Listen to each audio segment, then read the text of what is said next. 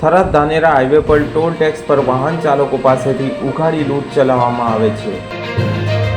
ભોરડુ ગામના ટોલ નાકા પર વાહન ચાલકો પાસેથી બમણો ટેક્સ વસૂલવામાં આવે છે। ફાસ્ટેગમાંથી ટોલની રકમ કપાઈ ગયા બાદ પણ ટોલ ટેક્સના કર્મચારીઓ વાહન ચાલકોને રોકીને તેમની પાસેથી રકમ વસૂલી રહ્યા છે। થરાદ ધાનેરા હાઈવે પર ભોરડુ ગામનું ટોલ નાકું આવેલું છે, જ્યાંથી પસાર થતી ટ્રકો અને અન્ય વાહનોને ટોલ ટેક્સથી થોડે દૂર રોકીને 500 રૂપિયા લેવામાં આવે છે। આ બાબતે કોઈ અવાજ ઉઠાવે તો ટોલ ટેક્સના કર્મચારીઓ તેની સાથે દાદાગીરી કરે છે।